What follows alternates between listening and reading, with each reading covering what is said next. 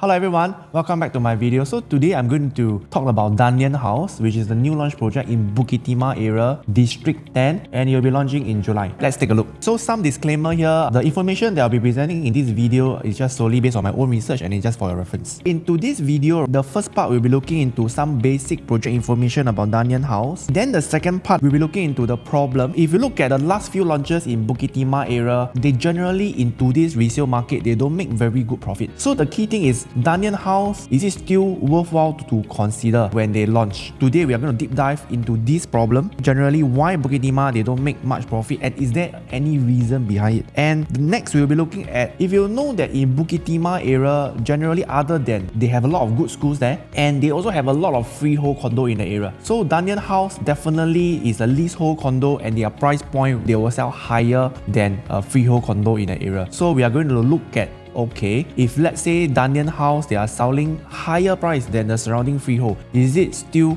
worthwhile to consider or not? So this one we are going to look at this problem in this video. And the problem 3 is, if let's say you are considering a smaller bedroom type, maybe a 2-bedder in the area, and should you even consider, and what is the exit strategy in that area? This is another problem that we'll be looking into this video. And the last part is, today we will not be looking into the floor plan because the full floor plan is not out yet. The floor plan discussion, I will put it in my next video. So before we start, here is a QR code. If let's say at this point of time you have some burning question, you would like to connect with me, feel free to scan on this QR code to WhatsApp me. Dunearn House, it is located on the fringe of District 21 and District 10, the Beauty World and Bukit Timah side. So Dunearn House is actually located here, which is not too far from the 6th Avenue MRT station. And behind Dunearn House is actually the Turf City area already, which will be redeveloped in the next 20 to 30 years time, which we will be discussing in the later part of this video. And if you look at some project information, Dunearn House in total they have 380 units, and the developer is Fraser and CSC. So these two developers, they are quite a reputable developers, and they have developed very high profile projects in the area also. So definitely, if you look at the unit size of Dunearn House, it is not a very small project as well. So this is just some of the developers' perspective of Dunearn House. So if you see, they have 3 blocks in the whole development. The first 2 blocks is 10-story high, facing the upper Bukit Timah Road. Then the last block is 19-story high, facing the Turf City, which they will have a very nice unblocked view. So I think for developer, they definitely will plan the larger unit type to have the best view in this development. I have seen the site plan. Most of the bigger unit types, like the larger 3 or the 4-bedder, they are usually housed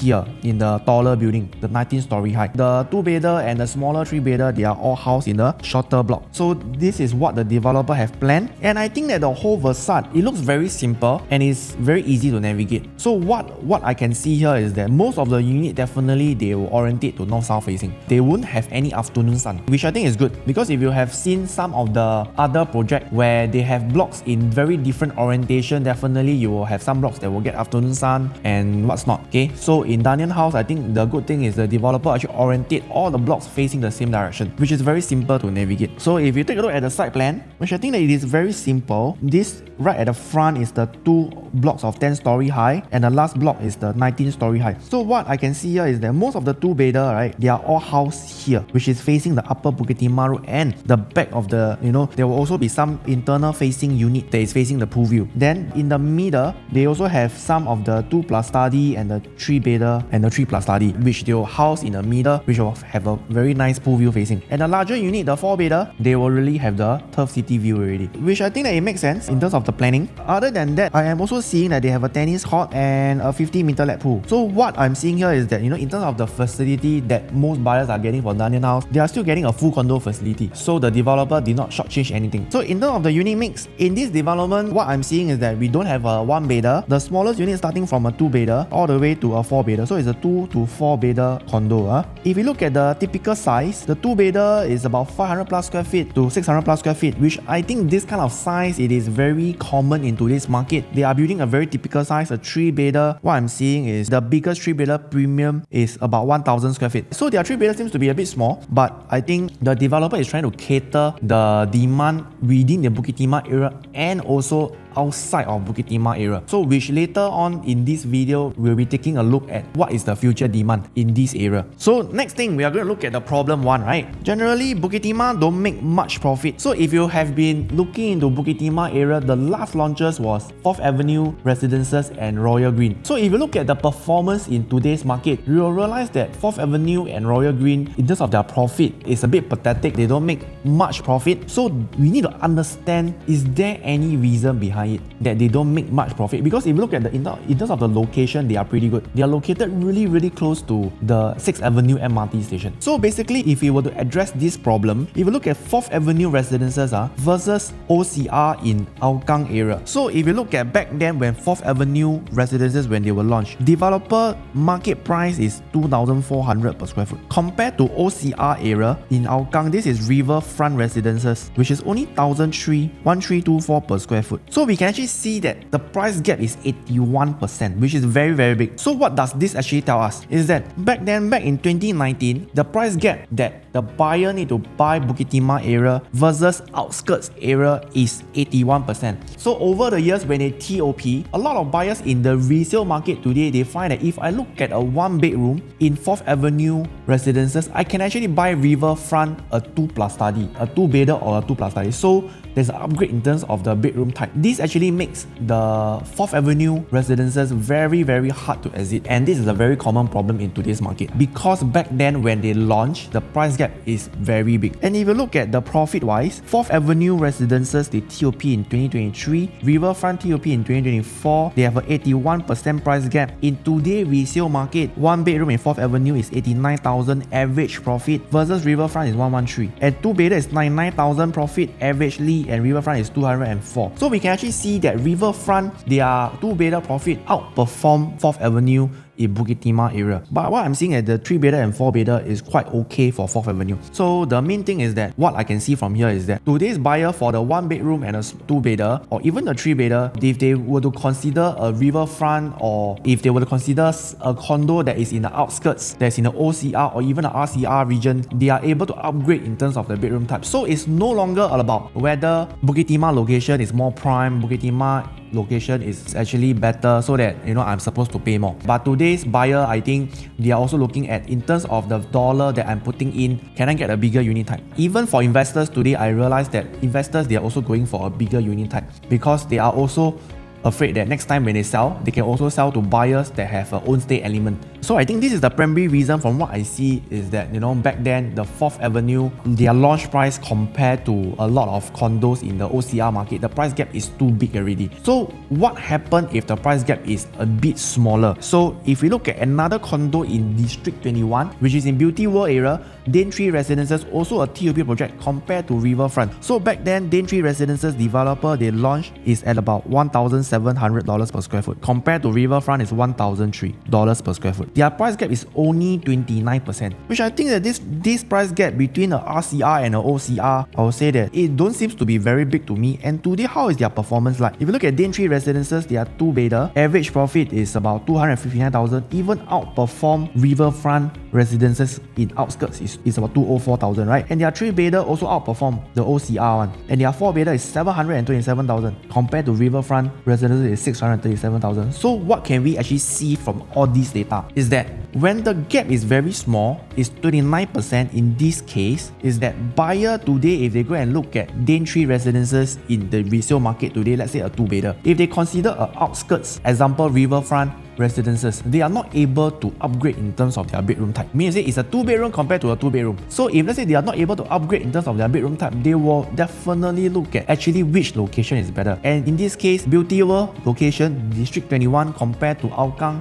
area, I think most buyers, they will agree with me that Beauty World area is a much better location. So it's actually no longer about bedroom type already. They'll be looking in terms of if I pay the same dollar, even if I need to pay slightly more, but I get a better location. But in the earlier case study, if you look at 4th Avenue Residences, is entirely in a very different case. Is that a lot of buyers, they look at 4th Avenue pricing today. If they go to other area, in riverfront, they can upgrade to a bigger unit type. So that's why the whole consideration point is very different. So the next thing is that we will be looking at, then how about 4th Avenue residences compared to other district, example District 16. So District 16, if you look at 4th Avenue back then is 2004 per square foot compared to Park S-Star. Park S-Star is 1692 per square foot developer price back then when they launched. Their price gap is also very big, about 42%. So you can see that today Park S-Star has been going up to 2003. So I think 4th Avenue really back then in 2019, really the entry price is something that we need to take note, is that not just the entry price in terms of the whole area, but we must also look at the entry price in terms of the entry price compared to other regions in Singapore, whether is the price gap big or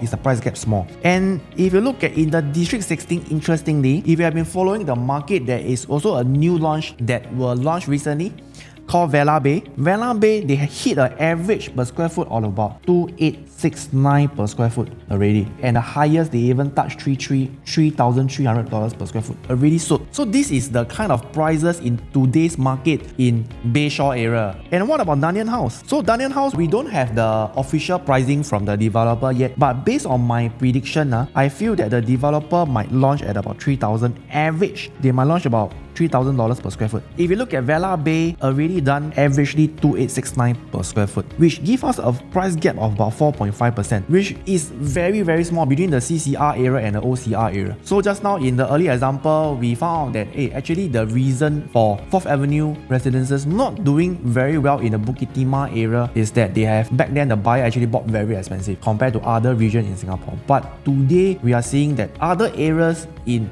Bayshore area, they are selling very close to the price point in the CCR in the Bukit Timah area. Hopefully, if the developer, if they want to hit an average price point of 3,000 per square foot, I think if we do achieve this, Dunearn House will definitely be at a very good position in terms of the entry price. Then, other than District 16, if you look at in the Tampines area, Pinery Residences also launched this year at $2,546 per square foot average, and their highest is already done $2,700 per square foot. If you look at Dunearn House compared to Pinery Residences, if Dunearn House, if they reach about $3,000 per square foot and Pinery reached $2,500 per square foot, their price gap is only 17.6%, which is also very small. So what we can see from all this past data is that back in 2019, the price gap between 4th Avenue and the rest of Singapore is 80% and 40%. But in today's market, it's a very different market. Today, we are seeing that areas in Tampines, area in Bayshore, their prices is also not very cheap, and they are pricing very close to Bukit Timah area. So hopefully when the official pricing is out, if let's say if we see a very good entry price, I think this is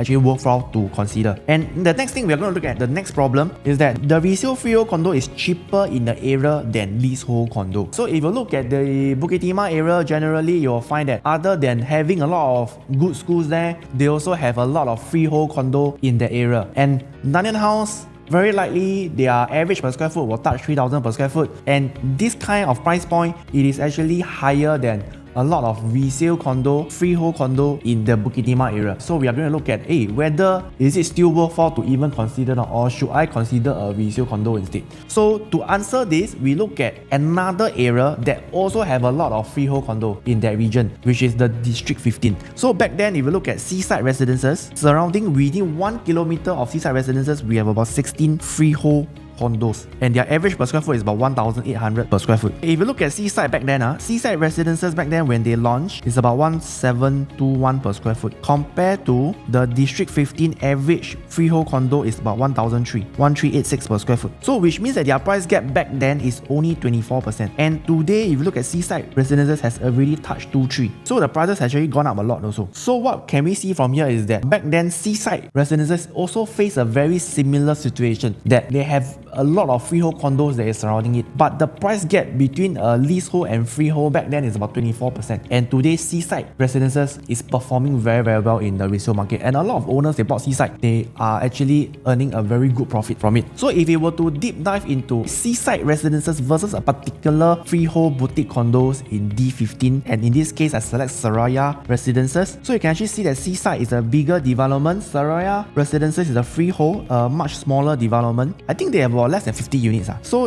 you look at their 3-bedder, over 4 years make about 442,000 profit. And versus Seaside Residences, their 3-bedder make a much higher profit, about 754,000. So what can we see from here is that you can look at today's in the resale market, right? You look at the average purchase per square foot is 1,008 compared to Seraya is 1,005. So the price gap is only 19%. So what we can see from here is that if let's say a leasehold condo surrounded by so many freehold condo and the price gap is not very big, I think it is still very safe to consider. And if you go to look at Dunearn House versus the freehold condo in Bukit Timah, if you look at 4th Avenue Residences, surrounding it within 1 km, we have about 11 freehold projects, and their average per square foot is about $2,457 per square foot. And around Tan Kaki Station, there is also 24 freehold projects, and their average per square foot is about 2,005. So if you add together, we have about 36 freehold projects in the whole Bukit Timah area, which is a lot. So again, we are going to zoom now in that area. Dunearn House versus a smaller freehold project, what will be the price gap be? So in this case, I select a Dunearn 386, a freehold project TOP in 2022. They have about 35 units, and they are very close to Tan Kaki Station. So if you look at, if Dunearn House were to launch at $3,000 per square foot average, Dunearn 386 today, their sold highest per square foot is 2,538 per square foot. That represents about only 18% price gap between the leasehold and freehold. So what can we say from here is that if let's say the developer don't launch very high, and if they have a good entry price, I think the leasehold and freehold gap in today's market is not very big, which I think it is still, we can still consider. The next thing we are going to look at, the next problem is that the smaller bedroom type don't make much profit and it's very hard to sell in the future. To address this, we must look at the last few launches, 4th Avenue Residences and Royal Green in an area. They are 1 bedroom and 2 bedroom. What is their profit like? So if you look at 4th Avenue Residences, they are 1 bedroom. Wow, the writing is a bit small. So if you look at 1 bedroom, their profit is 89,000. Their 2 bedroom is 99,000. Royal Green, which is a freehold, also doesn't perform very well. Their 2 bedroom is 73,000. And Leiden Green is also freehold in the Farrer Road area. Their 1 bedroom is 74,000 and their 2 bedroom is 170,000. Wow, their 2 bedroom not bad. So what can we see from here is that if you look at the last few launches in Bukit Timah area, 4th Avenue, Royal Green and Leiden Green, you will notice that their 1 bedroom and 2 bedroom, their sizes are very typical size. It's about 400 plus square feet, and their 2 bedder is about 678 square feet to 700 plus square feet. It's a very typical size in the market. But interestingly, we see Leiden Residences, which is a freehold, also in the Farrer Road area, their 2 bedroom perform very well. It's about 400,000. But you will find that their 2 bedroom is very big. It's 1044 square feet. By using all this data, what can we actually see is that you will notice that in the Bukit Timah area, if you look at the Bukit Timah area, a lot of buyers, they are living in the landed area. So for landed area, a lot of buyers, their preference within the Bukit Timah area is that they want big floor plate. Even if you look at a 2-bedder, they also want a very big 2-bedder. So this is what we can see is that smaller 1 bedroom and 2 bedroom, typically they don't favor the buyers in the Bukit Timah area. Because if you look at the Bukit Timah area, a lot of, I would say, they are the old rich who live in the Bukit Timah area. They want to buy a smaller development. They want to buy a smaller bedroom, maybe a 2-bedroom or maybe a 3-bedroom for their children. And typically, they are the one who is paying the money and they are the one who is designing for them. So generally, their preference are the bigger floor plate. And interestingly, if you see in that area, there's also another new launch, Dunearn House, that is almost sold out already. And you see Dunearn House is a freehold, 180 units. And generally, if you look at their floor plate, their 3-bedroom plus study biggest is 1539 square feet. Compared to Dunearn House, their 3-bedder is 1000 square feet. So if you see Dunearn House, if you have this kind of project that typically have a very large floor plate, and we look at the price point, it's coming to 5 million. So typically, we can actually see that for bigger floor plate in Bukit Timah area, it typically gets sold very fast, even if the price point is 5 over million. So if let's say you are thinking about getting a 2-bedroom in Dunearn House, I will say that next time when you really want to sell it, it won't be so fast. You really need to take a while to sell because generally the buyers in Bukit Timah area, they prefer a larger floor plate. The key thing is, if let's say you still want to consider a 2-bedder or a 3-bedder compact, then who are the future buyers? So if you know that behind Dunearn House, which is the Turf City area, the government actually is going to redevelop the whole Turf City area, which they are going to have a 15,000 to 20,000 of HDB and private housing area. But this plan, it is going to be happening progressively in the next 20 and 30 years in the plan. So it is not going to be so soon. So I would say that if let's say you are generally considering Dunearn House, definitely to attract, to have a very easier exit, other than taking notice in terms of the price gap, we must also try to go for a larger floor plate in that area. A smaller floor plate, definitely it will take a while to exit in the future. So I think that's all for my video. If let's say if you have any question about Dunearn House or any other project in Singapore, feel free to connect with me over WhatsApp, and I will see you in my next video. Bye!